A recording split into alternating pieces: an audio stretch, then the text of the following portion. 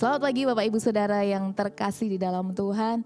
Senang sekali hari ini kita kembali akan sama-sama belajar firman Tuhan. Berbicara tentang pujian dan penyembahan, maka ada satu tokoh yang seringkali terlintas di dalam benak saya. Dan tokoh tersebut adalah Daud. Saya pribadi belajar dari Daud. Dia adalah seseorang yang selalu menyembah Tuhan di dalam seluruh musim kehidupannya. Saat dia marah, saat dia kecewa, saat dia merasakan penolakan, saat dia merasakan kesedihan, atau bahkan di saat dia senang, dia selalu menunjukkan sikap hati yang menyembah Tuhan. Dia selalu berusaha untuk menunjukkan bahwa dalam semua musim kehidupannya, fokus hidupnya adalah Tuhan. Seolah-olah tidak ada satu musim pun dalam kehidupan Daud yang membuat Daud itu berhenti menyembah Tuhan. Seperti yang kita pelajari minggu lalu bersama dengan Pastor Denso, ada seorang tokoh yang bernama Ayub yang juga selalu menyembah Tuhan di dalam segala keadaannya. Saya percaya bukanlah hal yang mudah menjadi seorang Ayub ketika dalam satu hari dia harus kehilangan semua harta yang dia miliki, bahkan kehilangan harta yang paling berharga dalam hidupnya, yaitu anak-anaknya. Dalam satu hari Tuhan mengizinkan semuanya itu diambil. Tetapi apa yang keluar dari ekspresi Ayub, apa yang keluar dari ucapan mulutnya Ayub adalah Tuhan yang memberi, Tuhan yang mengambil, terpujilah nama Tuhan.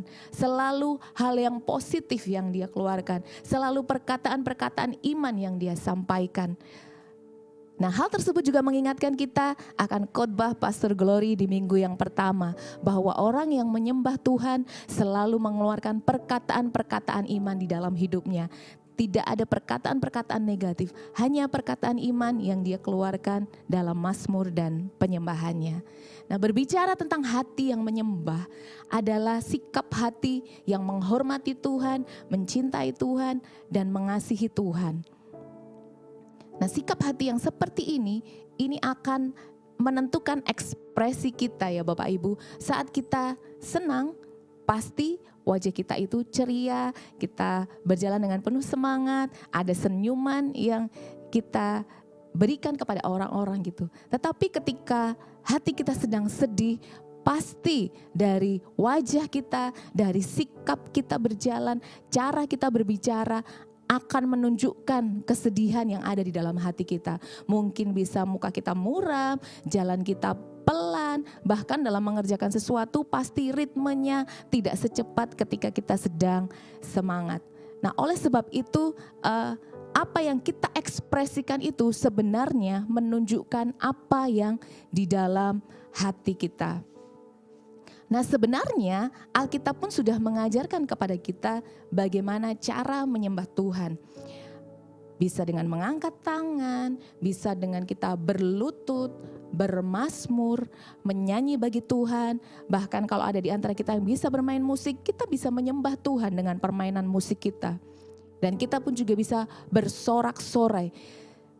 Ketika saya bicara tentang sorak-sorai ini, Bapak Ibu, saya teringat dengan ketika tim sepak bola atau mungkin tim basket yang mereka sedang bermain gitu ya di lapangan. Ketika terjadi kemenangan, ketika bisa mencetak gol, maka sorak-sorai itu keluar. Nah, seperti itulah sebenarnya dalam kita menyembah Tuhan. Karena kita merasakan sukacita, karena kita merasakan kemenangan-kemenangan yang dari Tuhan, maka sorak-sorai itu muncul dari ekspresi kita.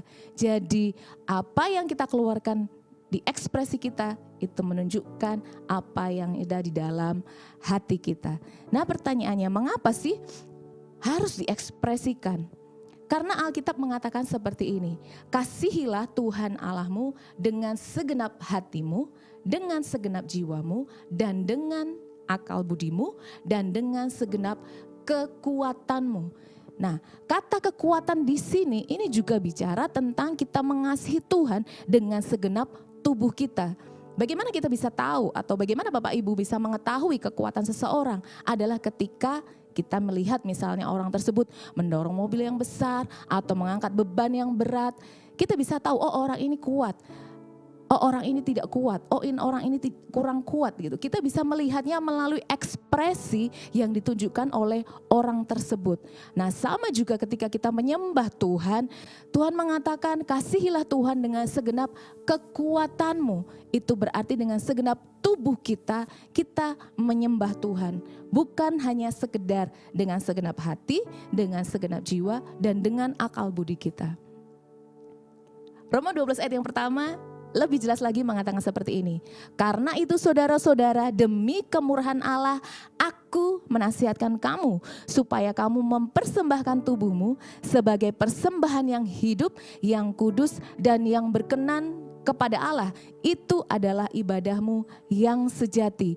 Jadi Paulus memberikan nasihat kepada kita, memberikan arahan kepada kita, memberikan himbauan kepada kita. Jadi bukan paksaan ya, untuk kita apa? Mempersembahkan tubuh kita. Tubuh yang kita persembahkan bukan berarti kita menaruh seluruh tubuh kita di atas mezbah dan kita dibakar. Bukan seperti itu ya Bapak Ibu. Tetapi kita bisa menunjukkan ibadah kita yang sejati dengan mempersembahkan tubuh kita saat beribadah. Contoh, mata kita ketika kita sedang beribadah. Mari arahkan mata kita untuk melihat teks lagu yang ada di depan. Dan kita mulai menyanyikannya juga. Kita tidak memakai mata kita untuk melihat yang lain, tidak memperhatikan orang-orang lain ketika mereka menyembah Tuhan. Tetapi mata kita fokus ke depan untuk melihat slide lagu yang ada di depan. Lalu mempersembahkan tubuh, telinga kita. Bagaimana kita bisa mempersembahkan telinga kita untuk menyembah Tuhan? Yaitu dengan kita mendengarkan instruksi dari worship leader. Kalau worship leader mengajak kita untuk mari kita angkat tangan, mari kita lakukan, kita mengangkat tangan. Ketika worship leader bilang mari melompat, mari kita melompat. Ketika worship leader mengajak kita untuk mari kita sama-sama bersujud, mari kita juga belajar untuk melakukannya. Atau mungkin pada saat kita menyembah Tuhan, Tuhan juga bisa berbicara melalui telinga kita. Lalu dengan mulut kita, saat kita menyembah Tuhan, mulut kita menyanyi, mata kita sudah membaca teks, mari diikuti mulut kita, ikut bernyanyi, ikut bermazmur. Jadi sebenarnya tidak ada alasan untuk kita tidak menyanyi dengan mengatakan aku tidak hafal lagunya, suaraku fales. Tidak ada alasan yang seperti itu ya Bapak Ibu. Lalu kaki kita bisa bersujud, kita bisa melompat. Dengan tangan kita bisa bertepuk tangan, kita bisa mengangkat tangan. Tuhan ingin kita mempersembahkan tubuh kita. Karena Tuhan ingin kita memiliki ibadah yang sejati. Nah sekarang pertanyaannya, kenapa masih kita dapati di gereja orang yang sepertinya sulit sekali mengekspresikan hatinya yang menyembah? Nah, biasanya hal tersebut disebabkan dua alasan ini. Yang pertama, ketidakpercayaan. Ketika kita tidak percaya akan sesuatu, maka walaupun diberikan bukti, walaupun diberikan arahan, saran ataupun nasihat, maka kita pasti akan sulit melakukannya. Jadi ketika kita mau belajar menyembah Tuhan, mari kita percayai firman Tuhan. Mari kita mengambil langkah, yes, aku percaya dengan apa yang difirmankan Tuhan pada hari ini. Bahwa aku harus mempersembahkan tubuhku, bukan hanya hatiku. Walaupun Tuhan mengetahui segala hatiku, tetapi Tuhan mau lewat ekspresi tubuhku, aku menyembah Tuhan. Lalu yang kedua yang menjadi penghalang kenapa seseorang itu sulit mengekspresikan hatinya yang menyembah adalah rasa malu. Akar dari rasa malu ini sebenarnya adalah kesombongan. Orang yang malu itu fokusnya adalah dirinya sendiri. Sementara ketika kita menyembah Tuhan, maka sebenarnya fokus kita adalah Tuhan itu sendiri. Fokus kita, apa yang kita pikirkan, apa yang ada di dalam hati kita, itu adalah Tuhan. Jadi mari kita belajar untuk menyembah Tuhan dan mulai menanggalkan rasa malu ini. Saya akan tutup firman hari ini dengan kesaksian hidup saya. Saya dulu adalah orang yang pemalu dan pendiam. Saya pun punya sebuah prinsip di dalam diri saya bahwa Tuhan tahu kok hati saya, Tuhan tahu saya mengasihi Dia, Tuhan tahu hati saya menyembah Tuhan. Jadi saya merasa bahwa tidak perlu saya mengekspresikan, karena menyembah itu bukankah menyembah Tuhan? Ya udah, cukup Tuhan tahu hati saya dan itu cukup. Tetapi ketika firman Tuhan ini disampaikan kepada saya, bagaimana kita harus mempersembahkan tubuh kita, bagaimana kita harus menunjukkan kasih kita kepada Tuhan juga dengan tubuh kita, maka saya belajar untuk akhirnya mengambil sebuah keputusan untuk menanggalkan ketidakpercayaan dan rasa malu saya. Saya mulai fokus dengan apa yang bikin Tuhan senang, bukan apa yang bikin diri saya senang, atau bukan apa yang membuat diri saya merasa nyaman.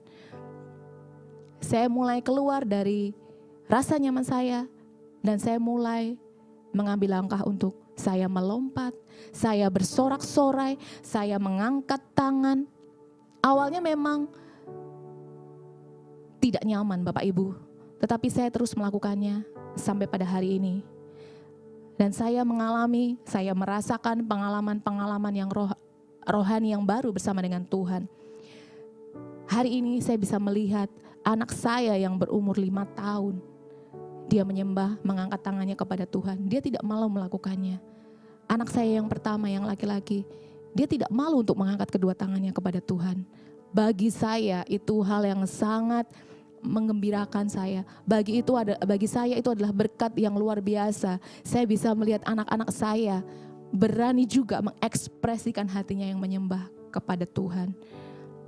Saya yang dahulu pemalu, yang pendiam, tetapi ketika saya mengambil keputusan ini untuk taat dengan firman Tuhan, saya boleh mengalami hal-hal yang luar biasa. Bagaimana dengan Bapak Ibu? Apabila pada hari ini ada keraguan-raguan, ada ketidakpercayaan, bahkan ada rasa malu yang masih menguasai Bapak Ibu, mari kita belajar untuk menanggalkannya. Mari kita belajar untuk kita mengambil langkah percaya bahwa firman Tuhan itu adalah ya dan amin. Kita akan sama-sama berdoa. Tuhan, terima kasih untuk firman-Mu pada hari ini ya Tuhan. Kami mau belajar Tuhan mengekspresikan hati kami yang menyembah kepada Engkau. Kami mau Tuhan menanggalkan setiap ketidakpercayaan dan rasa malu kami ya Tuhan. Demi untuk kami menyenangkan hati-Mu. Karena fokus hidup kami, karena apa yang menjadi tujuan hidup kami adalah menyenangkan hati-Mu Tuhan.